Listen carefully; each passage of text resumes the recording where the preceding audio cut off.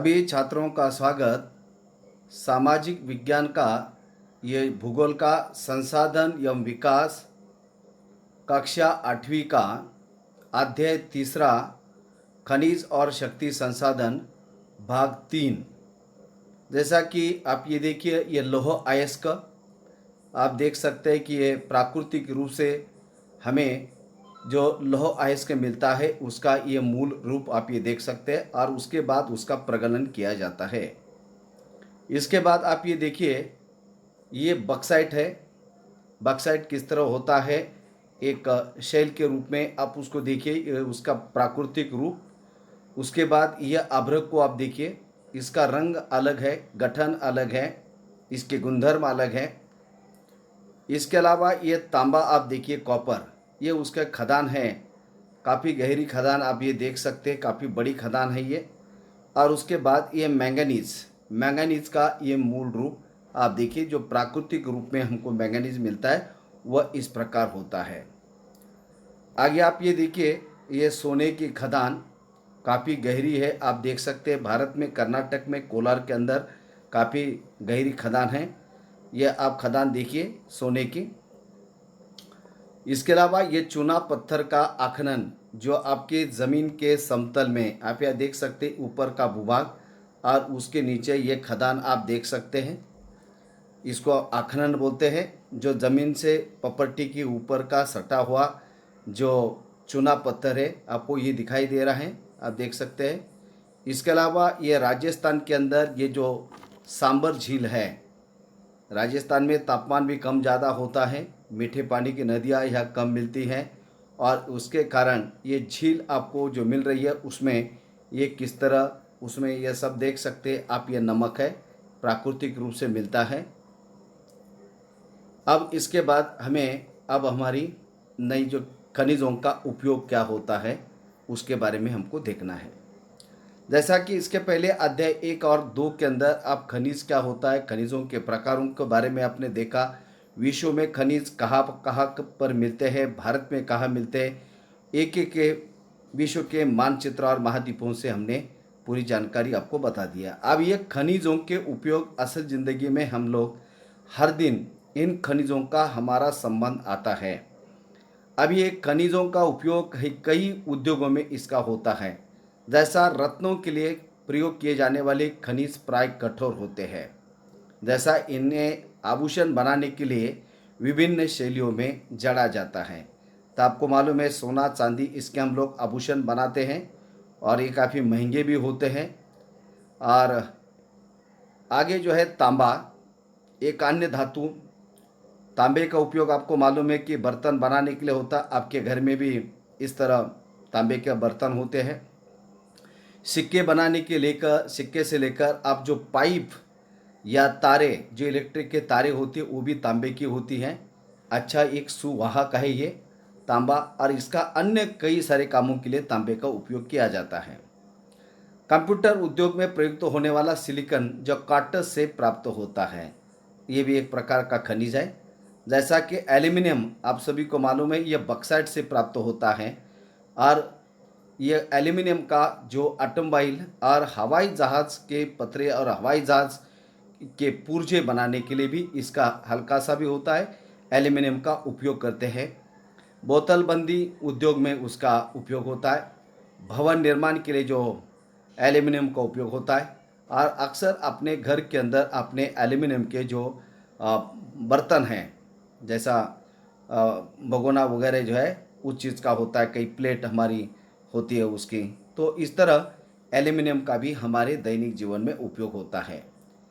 अभी आपने देखा कि ये खनिज जो है हम इसका बड़े पैमाने पर उपयोग कर रहे हैं और हमें ऐसा डर लगता है कि एक दिन ये प्राकृतिक संसाधन पृथ्वी स्थल से नष्ट हो जाएंगे।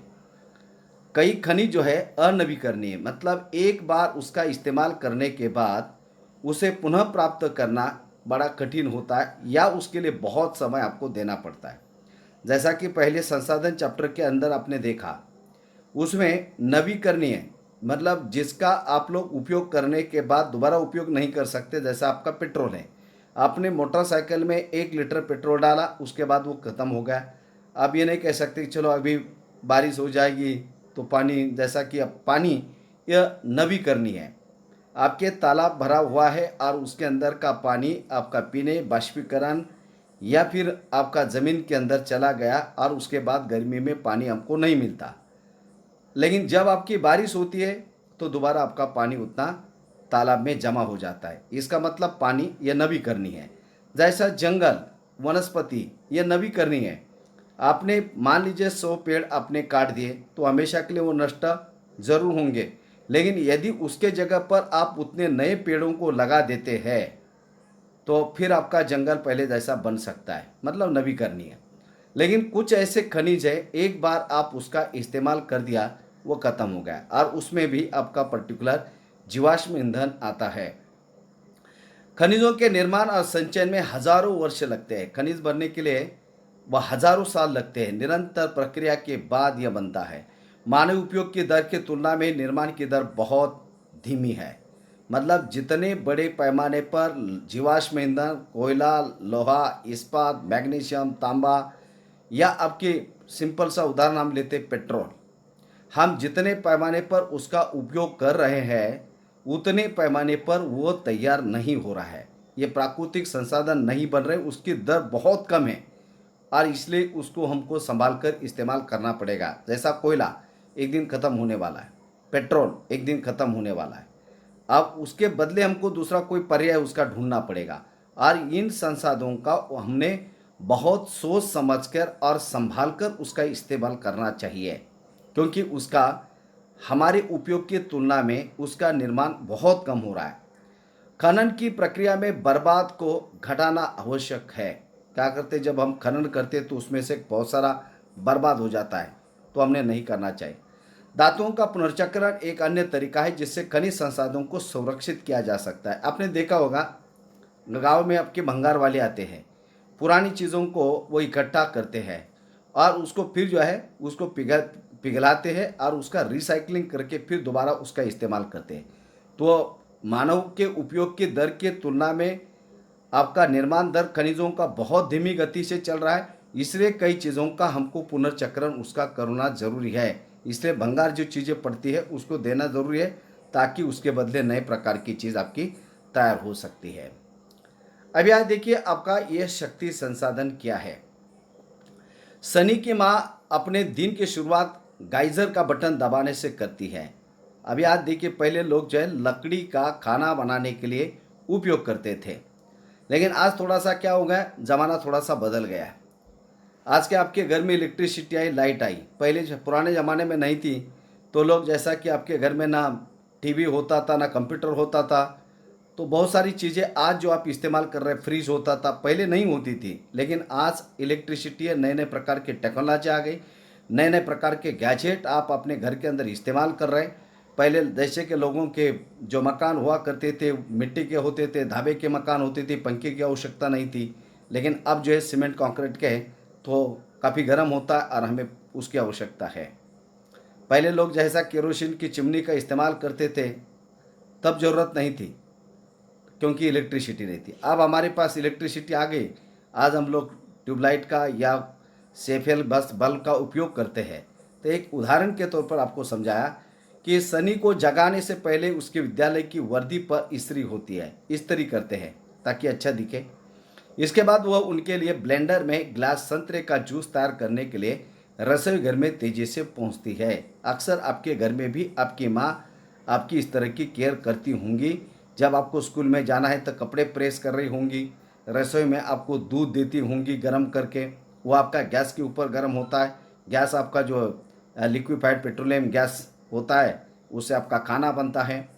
आपके घर में भी लाइट का इस्तेमाल होता है। शनि के आपने स्नान कर लिया, अब वो अपना नाश्ता करो। शनि के लिए गैस स्टोव पर नाश्ता बनाने के लिए माँ पुकारती है। आपका नाश्ता भी आपका बनता है गैस पर। विद्यालय जाते समय शनि बत्तियाँ और पंखों के बटन बंद करना भूल जाता है। अक्सर जो छोटे बच्चे हैं घर के ट्यूबलाइट और पंखे बंद करना भूल जाते हैं, लेकिन उनको क्या मालूम, उससे आपका बिल तो बढ़ेगा ही, लेकिन आपका ये जो प्राकृतिक संसाधन है वह संसाधन का अब बिना मतलब इस्तेमाल करना ठीक नहीं है, क्योंकि वो एक दिन ख़त्म होगा।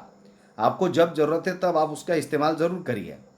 माँ उन बटनों को बंद करते समय सोचती कि शहरों में जीवन आरामदायक प्रतीत होता है, लेकिन विद्युत उपकरणों गजेट जो सभी बिजली की खपत करते हैं पर अधिक से अधिक निर्भरता मांग और पूर्ति के बीच विशाल अंतर पैदा करता। और इसीलिए आपको अभी तो थोड़ा स्थिति ठीक है, लेकिन पहले जो है 4-4 5-5 घंटे बिजली आपके घर में नहीं आती थी। उसका कारण क्या था?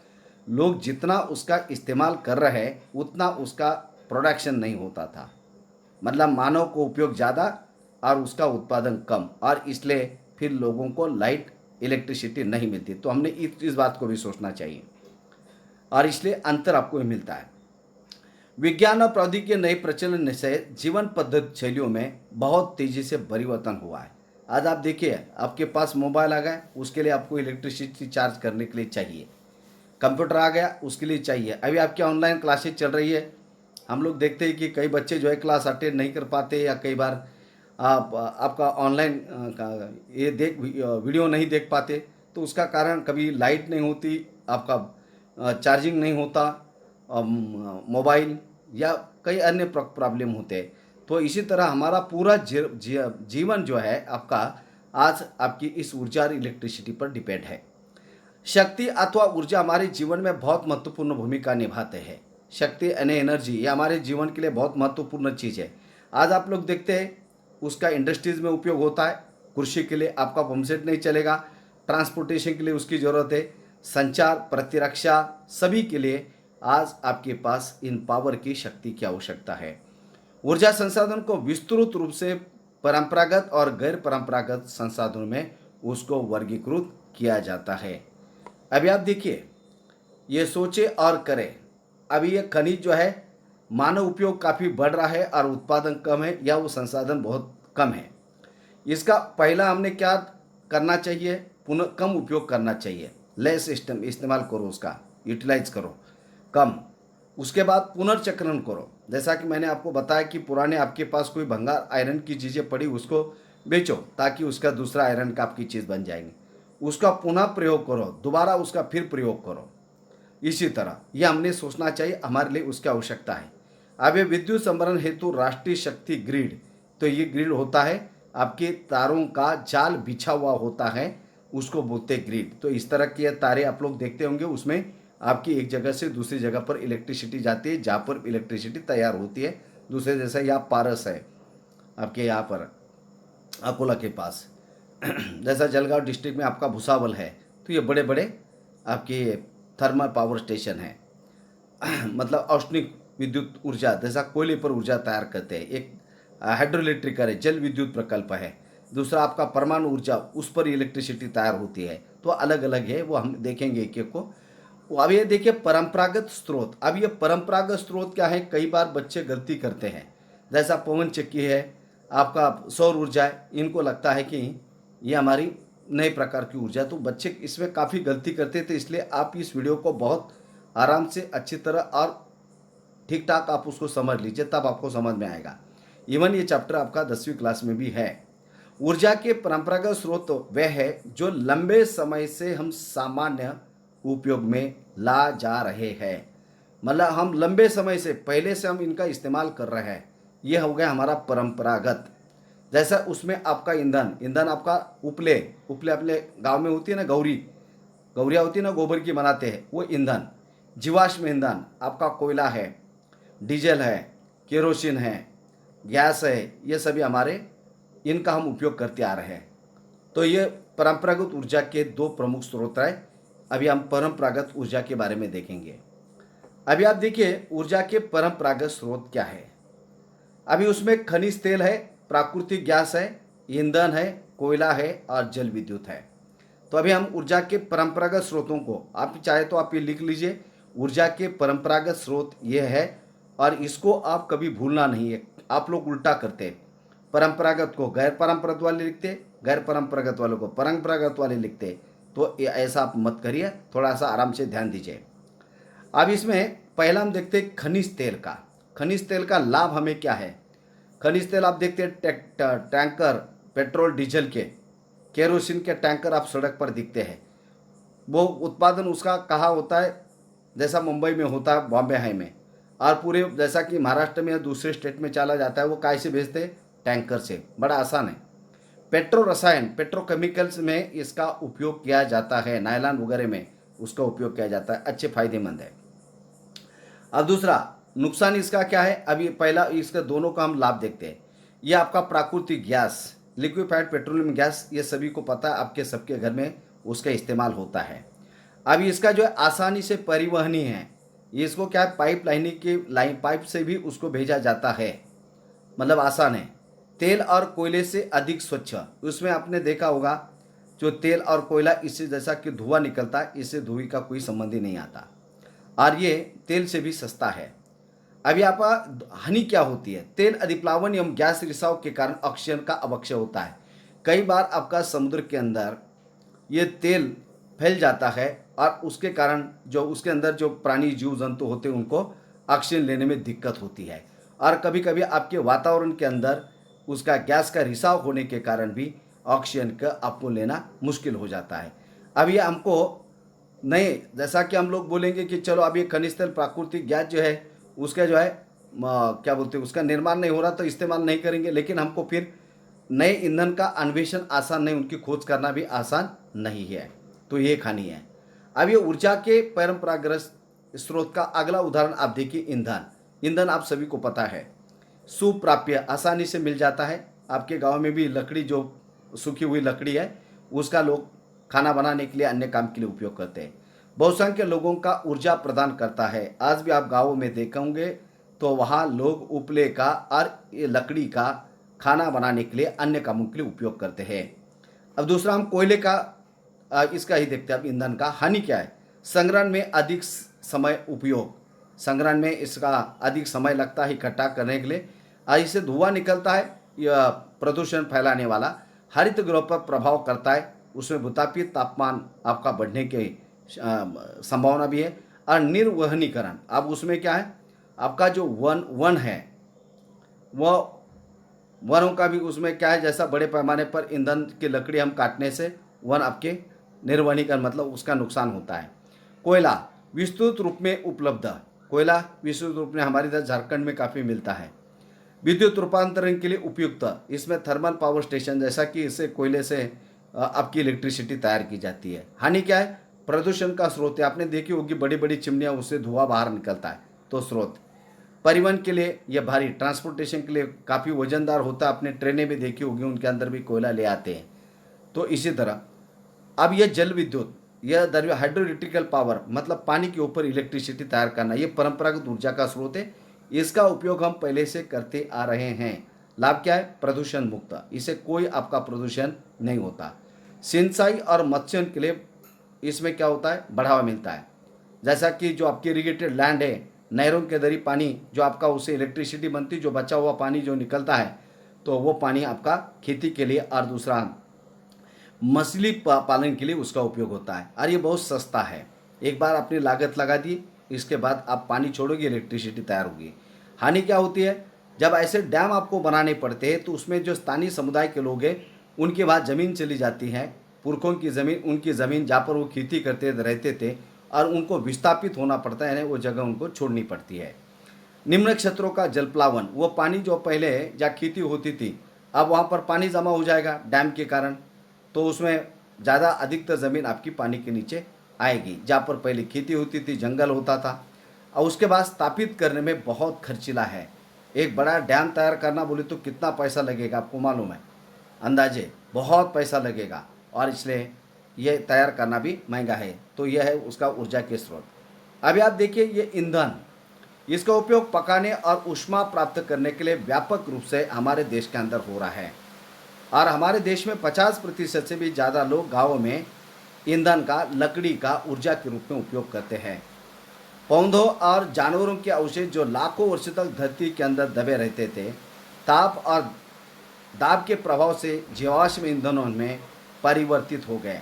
अभी आप देखिए पौधों और जानवरों के अवशेष लाखों साल पहले पृथ्वी के अंदर दब गए, उनके ऊपर प्रेशर और ताप अंदर का वो होने के कारण उनका मूल रूप में परिवर्तन होकर आपका जीवाश्म ईंधन बन गया। जीव मतलब पेड़ पौधे और जीव जंतु, तो ये जीव है, आश्म यानी पत्थर, उसका उदाहरण क्या है, आपका जीवाश्म ईंधन का उदाहरण है कोयला, पेट्रोल और प्राकृतिक गैस। ये ऊर्जा के प्रमुख स्रोत है।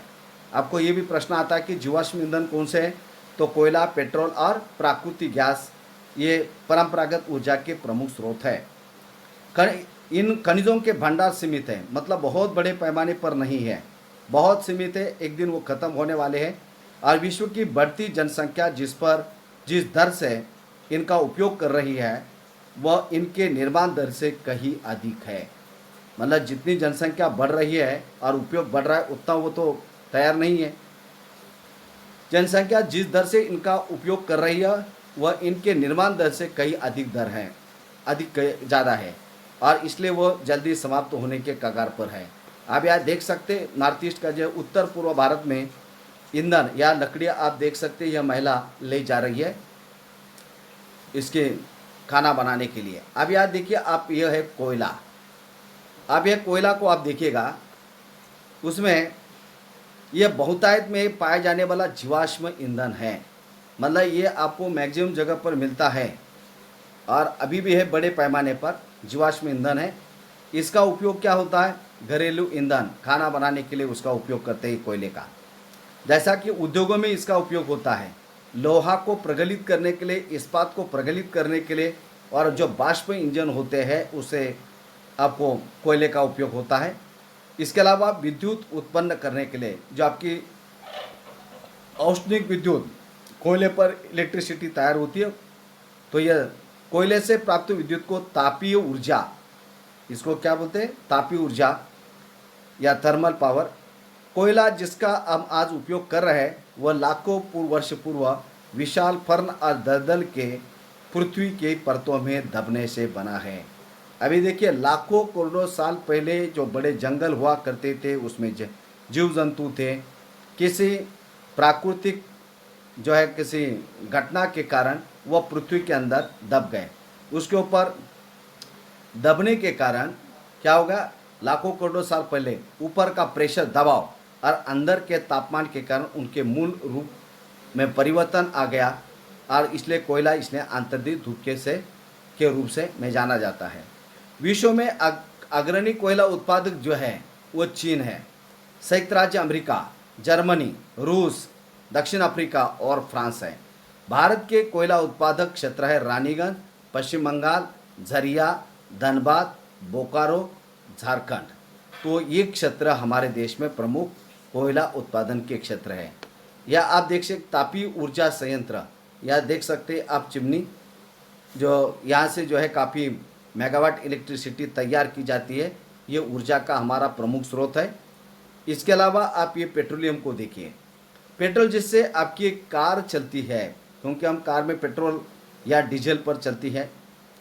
तेल जो आपके साइकिल को चमराने से रोकता है, दोनों की शुरुआत गाढ़े काले द्रव्य से होती है जिसे हम पेट्रोलियम कहते हैं। ये शैल में आपको ये मिलता है पेट्रोलियम। ये शैलों की परतों के मध्य पाया जाता है। शैल यानी पत्थरों के परतों के बीच में होता है, और इसका वेधन मतलब उसका जो है जो समुद्र के अपतटीय और तटीय क्षेत्रों में स्थित तेल क्षेत्रों से किया जाता है। जैसा मुंबई हाई जो है भारत में समुद्र के अंदर लगभग आपका 110 से 120 किलोमीटर मुंबई से समुद्र के अंदर से जो समुद्र का भाग है उसके अंदर से ये पेट्रोल को निकाला जाता है। तदुपरांत इसे परिष्करणशाला में भेजा जाता है। लगभग हमारे देश में 13-14 परिष्करणशाला है, और वह उसको परिष्कृत यानी शुद्ध किया जाता है। पेट्रोलियम के प्रकमन से विभिन्न तरह के उत्पाद जैसा डीजल, पेट्रोल, मिट्टी का तेल यानी आपका केरोसिन, मोम, प्लास्टिक और स्नेक तैयार किए जाते हैं। तो ये आपको मालूम होना चाहिए जो पेट्रोल से कौन कौन सी चीज़ें तैयार होती है। तो पेट्रोल, डीजल, मिट्टी का तेल, मोम, प्लास्टिक और स्नेक, ये आपके बनते पेट्रोलियम से। पेट्रोलियम और इससे बने उत्पादों को काला सोना कहा जाता है, क्योंकि वो शैलों के बीच में होता है। उसका आकार जब हम उसको प्राकृतिक रूप से प्राप्त करते हैं उसके बाद उसको परिष्कृत करते हैं। जैसा कि आप पेट्रोलियम के मुख्य उत्पादक देश हैं जो आपका पश्चिम एशिया के देश, आप ईरान, इराक, सऊदी अरेबिया और कतर। यहाँ पर यह पहले एक समय ऐसा था कि दुनिया के सबसे बड़े डेजर्ट थे ये, लेकिन वहाँ पर आज Iran, Iraq, Saudi Arabia, Qatar में पेट्रोल बड़े पैमाने पर मिल रहा है। अन्य मुख्य उत्पादक संयुक्त राज्य अमेरिका, रूस, वेनेजुएला, अल्जीरिया, ये अफ्रीका का देश है, उत्तरी अफ्रीका का।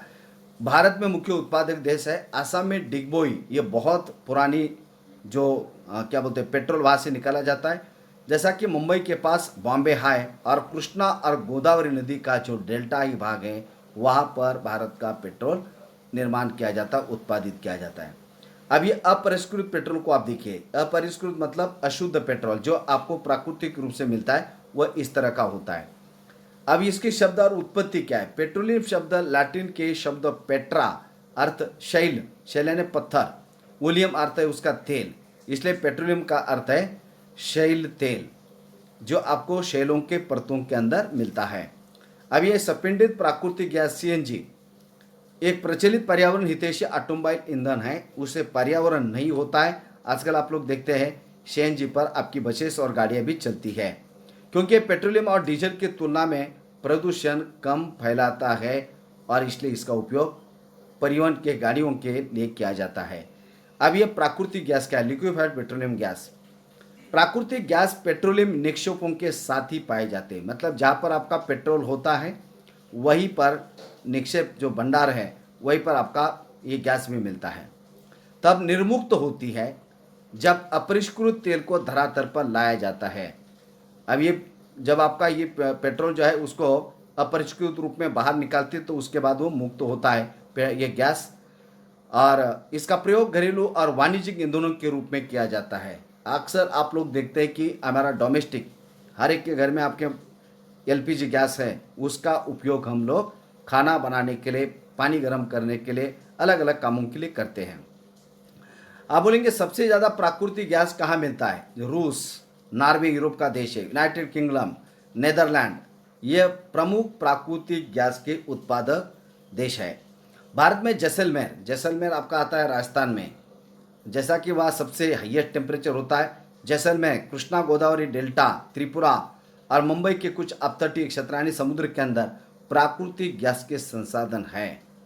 विश्व के बहुत कम देशों के पास प्राकृतिक गैस के अपने पर्याप्त भंडार है और उनमें नाम आता है रूस का, नॉर्वे का, यूनाइटेड किंगडम का और नीदरलैंड का। इनके पास पर्याप्त इसके निक्षेप है और ये दूसरे देशों को भी बेचते, हमारे पास भी है। जैसा कि हमने देखा जैसलमेर, कृष्णा गोदावरी डेल्टा, त्रिपुरा और मुंबई के अपतटीय क्षेत्रों में हमारे द्वारा जीवाश्म ईंधनों के उपभोग की तीव्र वृद्धि ने चिंताजनक दर से इन्हें समाप्त तक पहुंचा दिया है। अभी हमारे जीवाश्म ईंधनों का इतना बड़े पैमाने पर इस्तेमाल हो रहा है। अभी आप देखिए 4 व्हीलर गाड़ियाँ, ट्रक, हवाई जहाज, इसके अलावा आपका घरेलू ईंधन, क्योंकि हमारी बढ़ती हुई जनसंख्या के अनाज के लिए, खाने के लिए, खाना बनाने के लिए आपका गैस का बड़े पैमाने पर इस्तेमाल हो रहा है और इतने बड़े पैमाने पर हम इन प्राकृतिक गैस और जीवाश्म ईंधन का उपयोग कर रहे हैं और उतना वो ईंधन तैयार नहीं हो रहा है, तो एक दिन पर ये खत्म होने वाला है या समाप्ति के इस समय वो कगार पर है। इसलिए हमको विकल्प यह ढूंढना पड़ेगा कि और दूसरा कोई हमारे पास विकल्प है क्या। इन ईंधनों के जलने से निकलने वाले विषैले प्रदूषक भी चिंता का विषय है, पोल्यूशन फैला रहे हैं।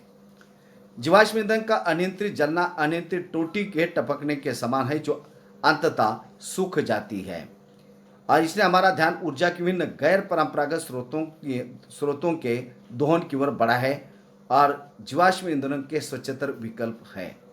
हमको जैसा कि ये प्राकृतिक क्या बोलते हैं उसको, जीवाश्म ईंधनों का काफ़ी उपयोग होने के कारण बड़े पैमाने पर धुआं निकल रहा है, जैसा कि अधिप्लवन के कारण ऑक्सीजन लेना भी मुश्किल हो रहा है।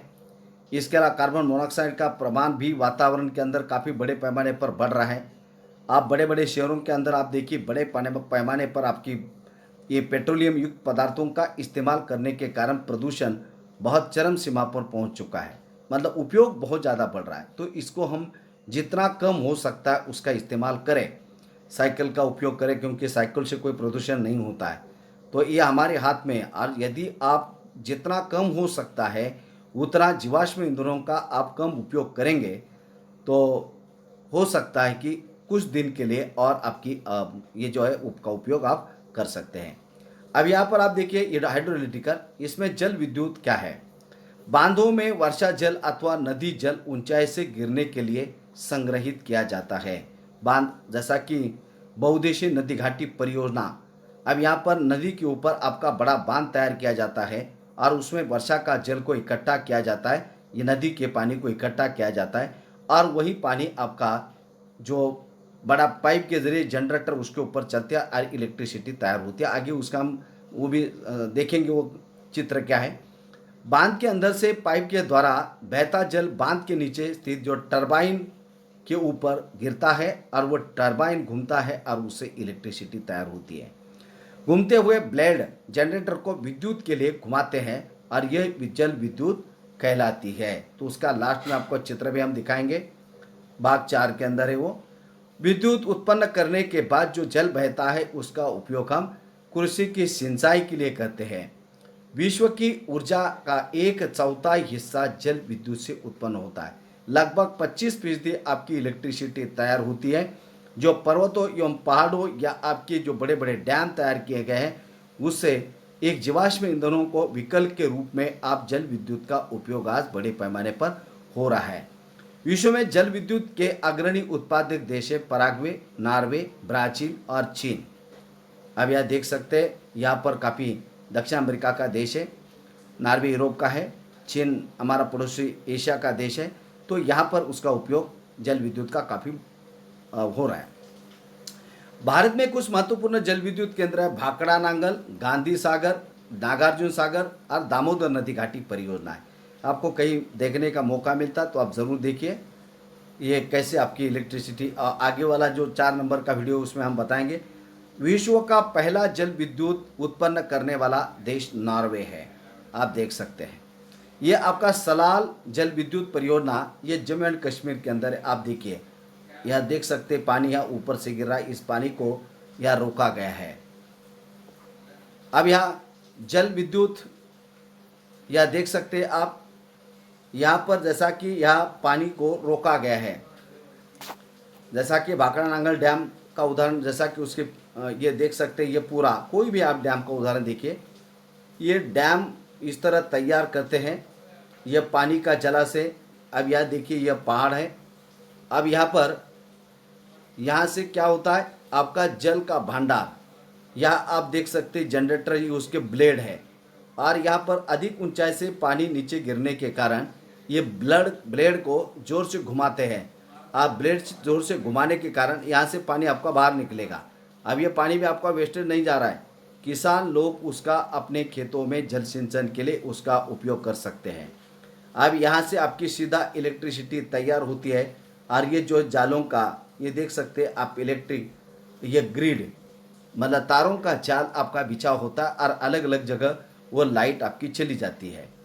यहाँ पर आप देख सकते हैं जैसा यहाँ इसके अंदर आपका उपयोग और क्या होता है, जो पानी आप वर्षा का जो गिरता है उसको नदियों का पानी सीधा आप उसको रोक कर रखते हैं और जब आपकी गर्मी पड़ती है तो उस समय उसका कृषि जल सिंचाई के लिए उपयोग होता है, जैसा कि मछलियों के पालन के लिए उसका उपयोग होता है, इलेक्ट्रिसिटी तैयार करने के लिए होता है। यहाँ पर आसपास के क्षेत्र में वन संपदा को बढ़ाने के लिए आप उसका उपयोग कर सकते हैं। तो इसका पानी का काफ़ी उपयोग होता है। और अभी हम नुकसान की बात नहीं करेंगे क्योंकि हमने पिछले साइड में देखा है क्या है। तो इसी तरह आपका ये हाइड्रो इलेक्ट्रिकल, इसको क्या बोलते हैं हाइड्रो इलेक्ट्रिकल या फिर आपका जल विद्युत योजना। तो यह जल का भंडार आप देखिए, ये जनरेटर फिर एक बार आप देखिए ये ब्लेड जोर से घूमते हैं और इससे इलेक्ट्रिसिटी तैयार होती है और जो आपके पास पहुंचती है। तो इस तरह ये जल विद्युत प्रोजेक्ट विद्युत है।